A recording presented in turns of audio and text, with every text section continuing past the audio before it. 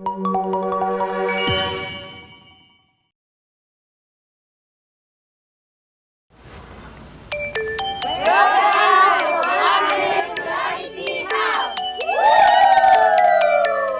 si Jocelyn Bacolta, 50 years old, taga Argao, Cebu. Nagsimula ako maghahabi 12 years old, natuto ako sa mga magulang ko. Nung unang paghahabi ko is yung cotton, yung lettering, yung pangalan. Tapos kasunod abaka. Pagkatapos ng abaka, pulihim, tapos yung sinulid dito na.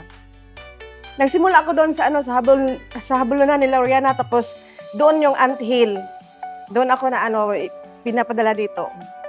Yung tinuturuan ko ngayon is 20 na katao. 10 sa umaga, 10 sa hapon. Bago lang sila, di ba? Wala pa silang kaalam-alam. Hindi nila alam kung ano ang hobby. Yung una, yung warp, hindi nila alam. Tapos yung magro-roll. Yung nag-instruct ka sa kanila na ganito ang gawin. Tapos sumusunod naman sila. Tapos yung ng putol, yung mga troubleshoot, alam naman nila. Tapos ngayon, andito na kami sa pangalawang set na.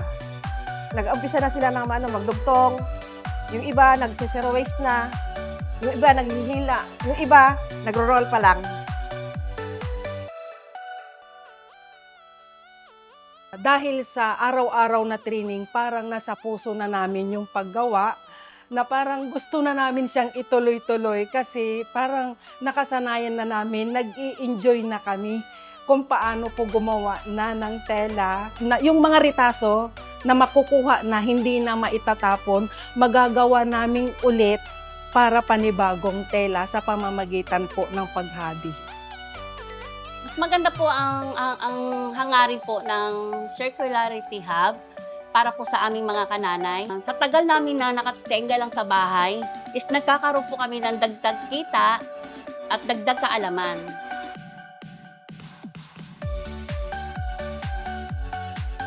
Sa akin, mas umangat yung tingin ko sa sarili ko. Kasi hindi lang pala sa pagdodormat ako matututo at makakatulong ako sa asawa ko. Dito sa paghahabi, kumbaga, nakaka-proud kasi kahit na wala talaga kaming alam sa simula't simula pa, hindi ko malubos maisip na kaya ko palang gawin. Basta talagang sa puso mo at yung ginagawa mo, talagang desidido ka matuto.